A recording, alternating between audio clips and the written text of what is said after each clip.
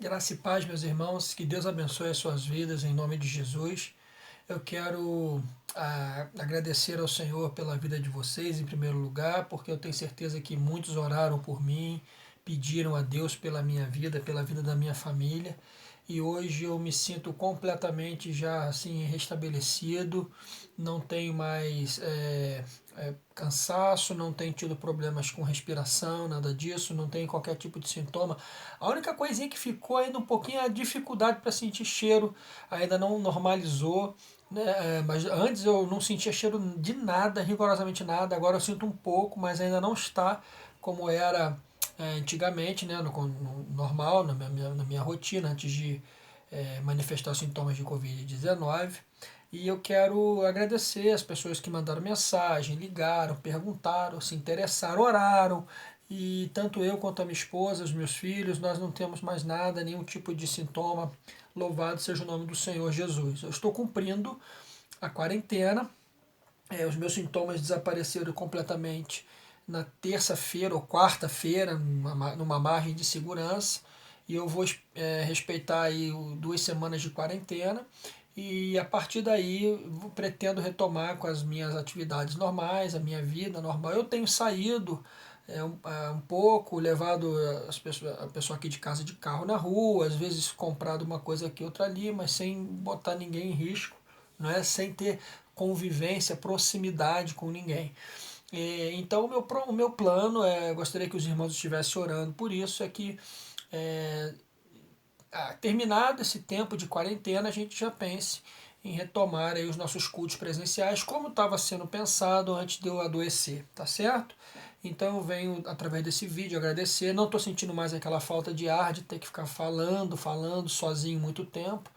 É, não estou mais sentindo nenhum tipo de dificuldade e Deus seja louvado por isso. Hoje eu gostaria de trazer aquilo que eu acredito ser uma das últimas mensagens online, né, uma das últimas mensagens via YouTube que eu vou fazer para vocês. Espero que em breve, nas próximas semanas, já estejamos juntos no templo para louvar o Senhor junto. Tá? Eu gostaria de que a gente tenha uma palavra que eu meditei nela hoje pela manhã, fiz algumas considerações e eu tenho certeza que vai abençoar seu coração.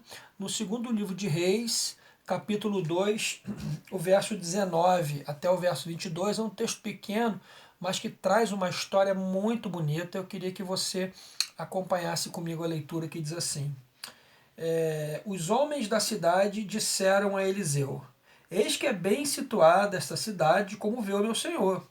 Porém as águas são más, e a terra é estéril. E ele disse: Trazei-me um prato novo e ponde nele sal. E lhe o trouxeram. Então saiu ele ao manancial das águas e deitou sal nele e disse: Assim diz o Senhor: Tornei saudáveis estas águas. Já não procederá daí morte nem esterilidade. Ficaram, pois, saudáveis aquelas águas até o dia de hoje, segundo a palavra que Eliseu, o profeta, havia dito. Então, que Deus abençoe a leitura da palavra dele para nós nessa hora, em nome de Jesus. Eu gostaria de orar. Senhor Deus, eu quero entregar ao Senhor essa palavra. O meu pedido é que ela toque nos corações. O meu pedido é que ela abençoe a vida de alguém. Se uma pessoa, Pai, apenas uma pessoa ouvir essa palavra e for verdadeiramente abençoada, então essa palavra cumpriu o propósito. Eu peço que em nome do Senhor Jesus, todos, ó Deus, que estejam ouvindo essa palavra, recebam algo do Senhor. Obrigado pela oportunidade de trazer esses ensinamentos.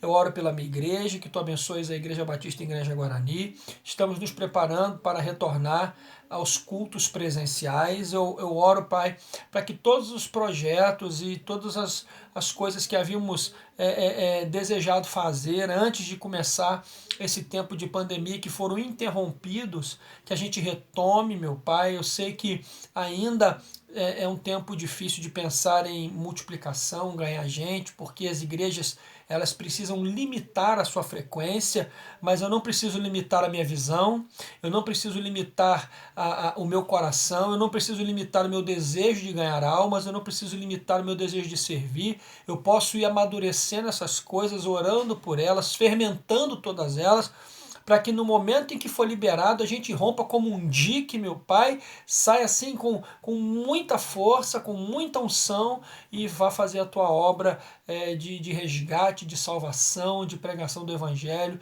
e eu tenho certeza que tu nos fará muito bem sucedido nisto. Muito obrigado, Pai. Em nome de Jesus é que eu oro e agradeço ao Senhor. Amém. Meus irmãos, vamos pensar por alguns minutos essa palavra. Esse texto fala sobre... Eu vou ficar olhando para baixo porque o meu tablet está aqui, o meu esboço está aqui. Tá?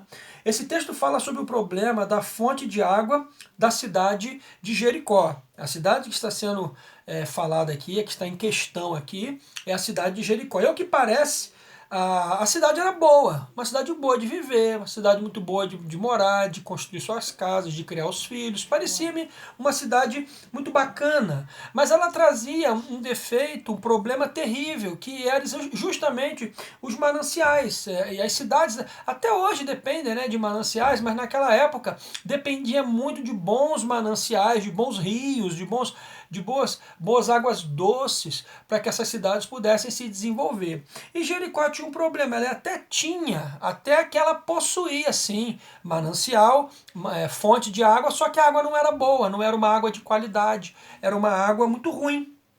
E segundo o texto que a gente acabou de ler, trazia essa água um duplo impacto negativo na rotina dos moradores daquela cidade. Eles dizem morte e esterilidade. Esse era o duplo impacto, morte e esterilidade. Talvez o texto não é muito claro, né, a respeito do que significaria essa esterilidade, o que era essa morte, qual era o impacto, qual era o alcance disso. Mas parece, talvez, nós podemos pensar em abortos espontâneos, morte por envenenamento, né, da condição ruim da água. Então esses detalhes não ficam muito claros no texto, então a gente não vai perder assim muito tempo pensando neles. Mas ali está escrito que era morte e esterilidade. Acontece que na cidade, naquele momento, né, no determinado momento do que o texto aqui conta para nós, o profeta Eliseu estava por ali. Ele estava na cidade. E ele havia recentemente se tornado o sucessor de Elias, né, que era profeta, e Elias então é arrebatado aos céus, e Eliseu fica como sendo o substituto de Elias, né? E não somente o substituto, por assim dizer, alguém que herdou um lugar, não é isso. Ele também herdou o manto de Elias, herdou o poder de Elias e herdou também uma dupla porção do Espírito que agia na vida de Elias. O capítulo 2, verso 9 e 10, nos fala disso muito claramente, que havia uma porção dobrada do Espírito de Deus que atuava em Elias, atuando na vida de Eliseu. Não é à toa que os teólogos dizem que Eliseu realizou mais ou menos o dobro de milagres que Elias realizou. Então os homens da cidade, sabendo que Eliseu estava ali, eles procuram por ele e fazem um pedido muito especial. Eles dizem para ele assim: profeta, é muito bom o senhor estar aqui. Nós queremos dizer uma coisa para o senhor: essa cidade é muito boa, a gente escolheu ela para morar, a gente está aqui há muito tempo. Só que as fontes de água dela, as fontes dos mananciais, são terríveis, elas são amargas, elas causam morte, elas trazem esterilidade. Profeta, por favor, sara as águas para nós, cura as fontes para nós, sara essa fonte, por favor. Então Eliseu, ele pede que se leve até ele um prato novo, e eles pegam um prato novo e levam para Eliseu. Eliseu coloca sal nesse prato, se encaminha em direção ao manancial, certo? Lá onde a fonte jorra, e ele então joga sal lá no verso 21, né, diz que ele joga o sal nesse manancial de esterilidade e morte e libera a palavra profética, né? Ele sara com a palavra profética o manancial e diz assim: assim diz o Senhor, tornei saudáveis essas águas, já não procederá daí nem morte e nem esterilidade. E o texto diz que assim aconteceu, louvado seja o nome do nosso Senhor Jesus Cristo. Então existem assim algumas considerações que eu gostaria de fazer antes de entrar propriamente dito na exposição desse texto, certo? Eu vejo aqui que existem alguns paralelos com a presença do sal nesse texto e a ideia do sal ensinada por Jesus em Mateus no capítulo 5, verso 13, quando ele diz: vós sois o sal da terra, se o sal for insípido, para nada mais serve, a não ser jogado fora para ser pisado pelos homens. Então ali tem um certo paralelismo, né? A ação simbólica do sal do texto de 2 Reis pode ser comparada com a fala de Jesus sobre os efeitos do sal. Quando se fala sobre sal em Mateus, quase sempre a gente se concentra na função que o sal exerce, que é conservação de alimentos e condimentar, ou seja, temperar alimentos, dar sabor. Mas a ideia do sal, a ideia da palavra de Jesus,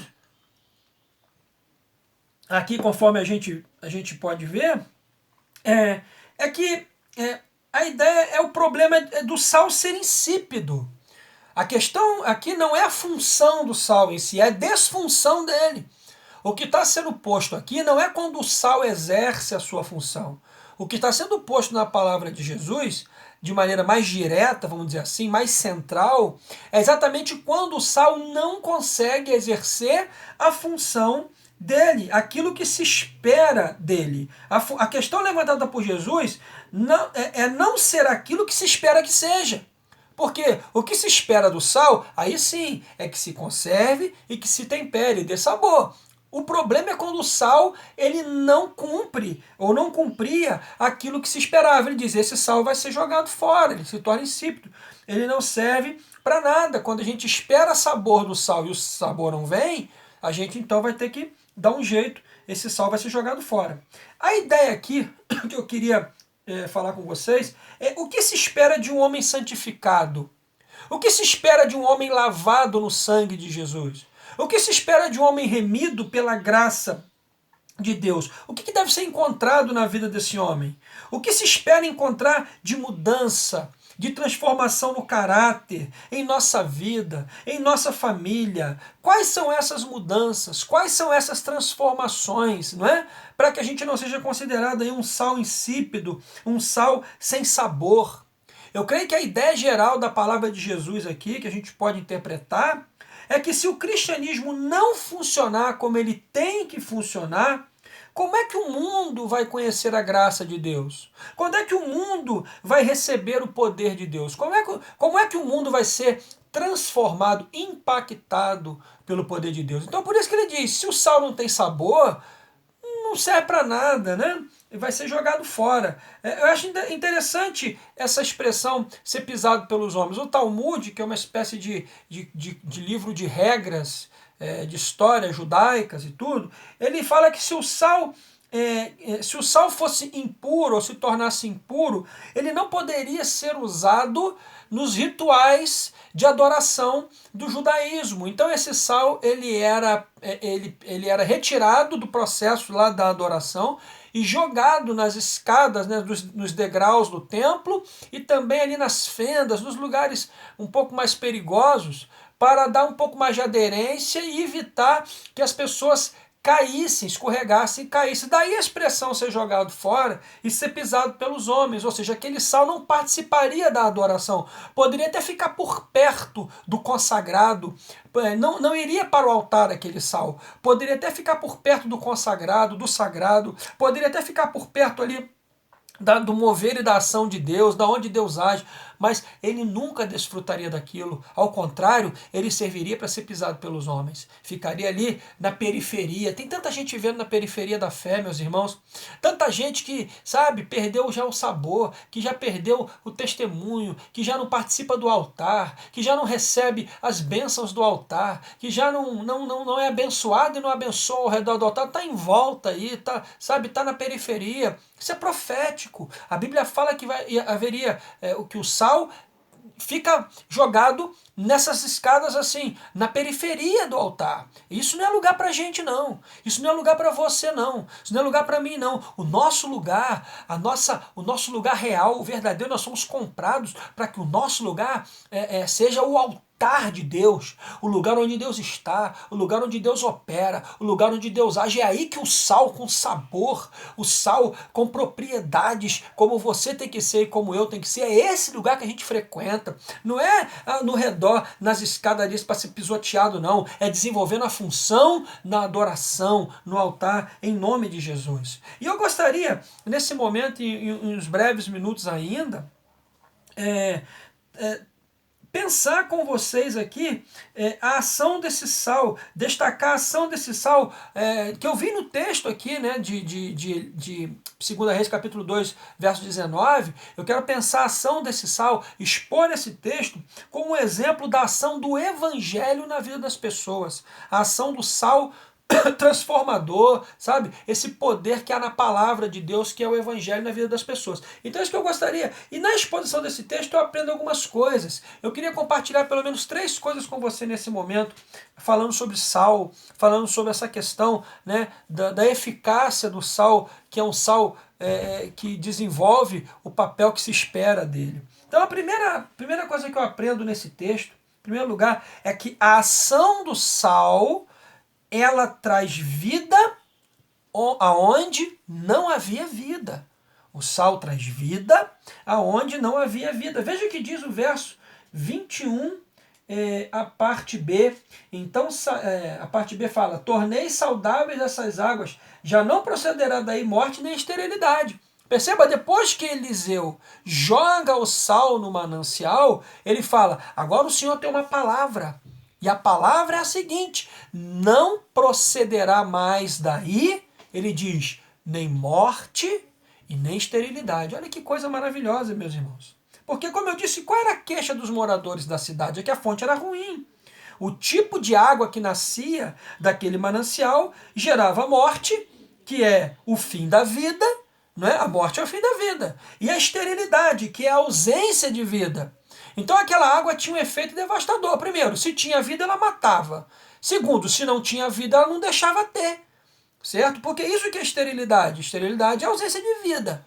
Né? E o que é morte? É o fim da vida. Então aquela água era uma inimiga da vida, por assim dizer. Certo? Era um lugar onde não adiantava você planejar nada, boa colheita de nada. Por quê? Porque não dava bom retorno. Não adiantava esperar pelo melhor. Porque sempre vinha o pior. Porque tudo era dominado pela morte.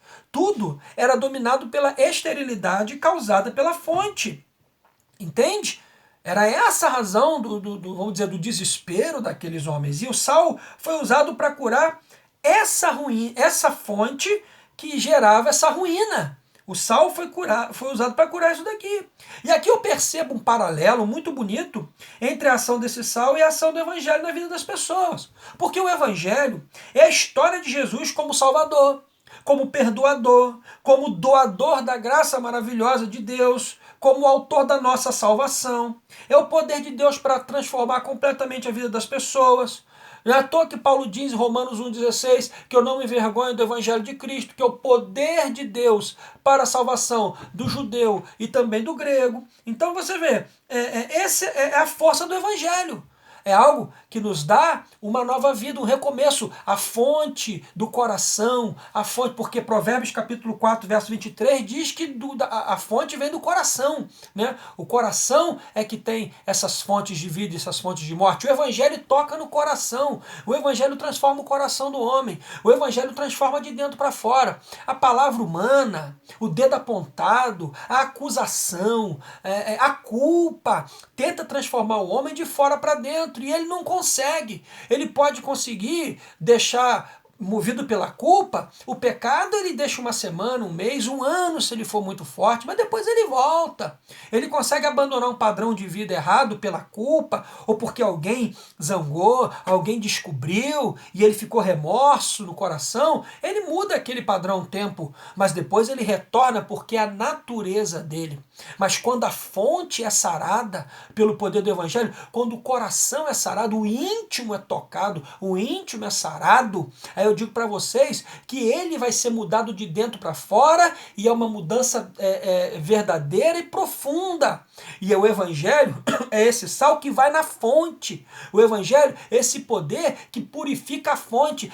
A fonte, o coração, pode ser de morte, pode ser de esterilidade, pode ser um coração muito ruim, muito machucado, muito dominado pelo pecado. Quando o evangelho entra ali, meus irmãos, quando o evangelho chega ali como o sal chegou naquele manancial, essa fonte de morte e esterilidade muda. Por isso que muita gente muda de vida. Mas não muda de vida porque é forte, não. Muda de vida porque o evangelho tocou a fonte, que é o coração, e sarou a morte, repreendeu a esterilidade, e ali começou a gerar vida. Isso aconteceu na sua vida, isso aconteceu na minha vida, e acontece na vida das pessoas que se entregam para Jesus. Então, por causa do evangelho, as fontes podem ser curadas, as fontes podem ser saradas, as fontes podem parar de gerar morte, deixar de ser estéreis, e as fontes são os corações. Louvado seja o nome do Senhor. Não tem um coração que não pode ser transformado pelo poder de Deus. Então, se você conhece alguém que possui um coração que só produz morte, que só conhece esterilidade, saiba que a ação do evangelho de Jesus tem poder para transformar tudo isso em nome de Jesus. Só pelo evangelho é que uma fonte de morte poderá se converter em uma fonte de vida. Louvado seja o nome do Senhor. E segundo lugar que eu aprendo aqui, meus irmãos queridos, é que a ação do sal mudou um quadro que era aparentemente imutável. Entende? A ação do sal naquela fonte, que é o poder de Deus, entenda o sal como símbolo da ação do poder de Deus, né? Mudou um quadro que aparentemente era imutável. Olha o que diz o verso 9. Os homens da cidade disseram a Eliseu: eis que é bem situada a cidade, como vê, meu senhor. Porém as águas são más e a terra é estéril. Agora, deixa eu falar uma coisa para você. Preste atenção numa coisa aqui. Crer na restauração daquela fonte era um ato de extrema fé dos moradores de Jericó. Por que eu digo isso? Porque aqueles homens sabiam melhor do que ninguém, porque eles moravam ali, tinham conhecimento daquela causa, ou tinha conhecimento daquele fato, melhor dizendo assim, é que aqueles homens sabiam que aquela fonte era de morte e era estéril. Aquela fonte era horrível. E pior, eles sabiam que ela sempre foi daquele jeito. Quando eles nasceram, aquelas águas já eram assim. Quando os pais deles nasceram, as águas já eram assim. Quando os avós dos avós deles nasceram, as águas já eram assim. Então, o que eles sabem a respeito daquela fonte? Eles sabem que a vida toda, o tempo todo, aquelas águas eram de morte. Aquelas águas faziam as terras serem estéreis. Então, quer dizer, é a história do contexto deles. O tempo todo aquela esterilidade, aquela morte acompanhou a história deles. Mas aqueles homens não aceitaram aquilo como algo natural. Eles não aceitaram aquilo como herança deles. Eles diziam assim: eu sei que sempre foi assim, mas eu creio que se Deus agir, pode mudar essa realidade. Não é porque ela sempre foi ruim, essa água, que ela vai ser ruim para sempre, porque eu creio no poder de um Deus que pode pegar uma situação que sempre foi de um jeito errado, que sempre foi de um jeito desagradável, que sempre caminhou de um caminho errado, e mudar tudo, e desentortar, e ajustar, e tirar a morte, tirar a amargura, tirar a esterilidade da vida. Isso é muito bonito, esse tipo de fé. Eles não se conformaram com aquela situação. E não é que a palavra de Deus diz: não vos conformeis com este mundo ou com este século. Você está vendo um quadro que não muda? Você está vendo uma história que não muda? Você está vendo algo que nunca transforma, que está sempre igual? Seja como morador de Jericó. Eu sempre vi desse jeito. Eu sempre vi errado, mas em nome de Jesus eu creio que o poder de Deus pode mudar isso tudo, e Deus pode mudar e vai mudar em nome de Jesus. Um dia vai mudar. Eles pensavam: um dia algo bom vai acontecer, um dia essas águas vão ser curadas, vão ser saradas, um dia elas vão deixar de ser assim para serem do jeito como tem que ser, águas doces, boas, águas maravilhosas, águas de vida. Então veja, esses homens ensinam que não é porque uma situação sempre foi de um jeito é que ela precisa ser desse jeito para sempre. Esses homens me ensinam que eu preciso acreditar que não é porque a minha vida sempre foi de um jeito que não pode mudar. O poder de Deus, desculpe, pode mudar e pode fazer com que seja diferente. Se o casamento sempre foi de um jeito, Deus pode agir para ele ser diferente. Se a saúde emocional de alguém sempre foi de um jeito, sempre deprimido, sempre amargurado, sempre cheio de ódio, sempre cheio de rancor, sempre cansado, sempre desanimado da vida, Deus pode mudar essa fonte, Deus pode mudar essa situação e fazer diferente. Né? Sabe por que pode mudar? Eu tenho que crer porque existe o poder do Evangelho de Jesus que pode mudar todas as coisas. Não é o que 2 Coríntios capítulo 5, verso 17 fala no final? As coisas velhas passaram, tudo se fez novo, ou seja, tudo muda. Então, creia que há o novo de Deus para a sua vida. Creia que há o novo de Deus para nós, para a nossa igreja, para a nossa história, para a gente sair dessa pandemia. Há um novo de Deus para nós.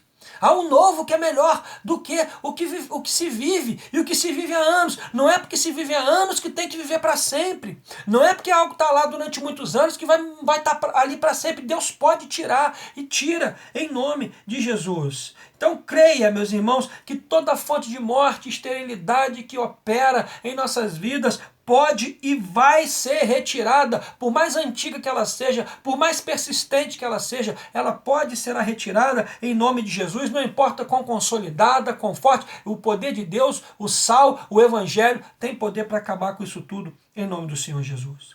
E por último lugar, eu creio nessa palavra que diz que a ação do sal faz a obra completa, a obra é completa, a obra é conhecida e a obra é excelente. É uma obra completa, conhecida e excelente. Olha o que diz o verso 22. Ficaram, pois, saudáveis aquelas águas até o dia de hoje, segundo a palavra que Eliseu havia dito. Por que completa? Porque o texto diz que as águas ficaram saudáveis, perderam traço de ruína, se tornaram boas. O evangelho tem esse poder de fazer do imprestável algo bom, de fazer do adoecido alguém saudável, de fazer do coração cheio de desejo de morte um lugar de vida. Por isso que é completa, porque não fica traço. Se bebesse daquela água, você não sentiria traço de amargura, porque ela foi por todo curada. Quando Deus vem na vida de uma pessoa, é para fazer uma obra completa. Não é para dar uma melhora, melhorou um pouquinho, graças a Deus. Não, é para fazer a obra completa. É para tirar a depressão, é para tirar o cansaço, é para acabar com a incredulidade, é para vencer o pecado. A obra é completa. Por que ele é conhecida? Porque a água estava lá. Todo mundo podia agora beber, experimentar. É uma história para contar e a água para testemunhar que é verdade o que estava sendo contado. Essa água era amarga e agora ela está boa. Mas eu não acredito que agora ela está boa. Vai lá e bebe. Prova. Enche um copo e toma. Você vai ver que ela está boa. Então, era algo conhecido. A mudança da qualidade da água era algo que todo mundo podia atestar, testificar. Elas estavam lá, jorrando com qualidade continuamente. Se alguém duvidasse, bastava beber, como eu falei, estava lá para todos verem. Essa é a obra do Evangelho. É algo que todo mundo vê. É algo que as pessoas vão perceber, que todos vão ficar sabendo. O que Deus quer e pode fazer na sua vida e na minha vida, em nossa família, em nossa igreja, querida igreja, é algo que não é para ser falado aos cochichos, é algo para ser proclamado, apregoado e todos saberão. Em nome de Jesus. Louvado seja o nome do Senhor. E finalmente, uma obra excelente. Por quê? Porque foi duradoura. Não começou hoje e acabou amanhã, como um fogo de palha. Não, meus irmãos. Como um rojão que sobe, dá um clarão, faz um barulho enorme, mas 3 segundos depois você não tem nem mais registro dele. Acabou, tá? Não tem mais nada. Não há barulho, não há luz, não há nada, acabou. Não é um rojão. A obra de Deus não é um rojão que é soltado, que faz aquele barulho e logo depois acaba. Não é um clarão de 2 segundos, não. É algo duradouro. 10 anos depois do milagre, as águas estavam lá puras. 100 anos depois do milagre, as águas estão lá puras. Hoje, milhares de anos depois do milagre, os mananciais com certeza lá estão jorrando água pura. Estão lá até o dia de hoje, conforme diz a palavra de Deus, porque é assim que Deus faz. É um milagre sem volta, é um milagre sem prazo de validade, é uma fonte a jorrar para a vida eterna. Então o que Deus quer fazer na nossa vida não é algo para fazer hoje e morrer amanhã. Não é algo que hoje está bom, amanhã não está. Hoje está funcionando, amanhã não está. Hoje está liberto, amanhã não está. Hoje está salvo, amanhã não está. Hoje está curado, amanhã não está. Hoje está livre da depressão, do ódio, do rancor, amanhã não está. Não, meus irmãos, a obra de Deus ela é duradoura, não tem prazo de validade. Então é isso que esse texto me mostra. E eu gostaria que você guardasse essa palavra no teu coração, em nome de Jesus. E eu espero, em breve, estar olhando no teu olho e poder pregar essa palavra aqui mesmo, olhando no teu olho, porque todas as palavras que eu estou pregando em tempo de pandemia, eu faço questão de voltar a elas e pregar uma por uma, olhando no olho dessa igreja em nome de Jesus. Então que Deus abençoe essa palavra, que Deus complete no teu coração e que faça você estar crescendo espiritualmente através do ensino da palavra de Deus. Escute, ore para que em breve a gente possa estar junto novamente. Que Deus abençoe. Vamos orar. Senhor Deus e Pai, eu gostaria de te agradecer por essa palavra. Cuida dos nossos corações, da nossa vida, da nossa alma. Eu oro para que a tua misericórdia esteja sobre nós, que o teu poder esteja em nossas vidas. Muito obrigado, Senhor. Cuida da minha igreja, dos meus amigos pastores, ó Pai, que também estão no ministério aí batalhando com suas ovelhas nesse tempo difícil. Peço pelo pastor Zaqueu, um amigo meu que estudou comigo no seminário, que está internado numa situação de saúde não muito boa com Covid-19, que o Senhor cuide dele, restaure a saúde dele em nome de Jesus. Eu oro pela nossa colega de trabalho lá, Ariela, que está internada também, precisando de muitos cuidados ali, pai, entubada, que o Senhor esteja cuidando dela em nome de Jesus, que a minha querida igreja lembre de orar por ela e abençoe nossas vidas, ó Pai. Usa essa palavra, coloque em nossos corações. Em nome de Jesus eu oro e agradeço ao Senhor. Amém. Que Deus seja louvado pela tua vida e Deus abençoe. Ouça essa palavra com carinho e indique para alguém, tá? Fica na paz. Um grande beijo para vocês, em nome de Jesus, saúde para todos. Tchau, gente.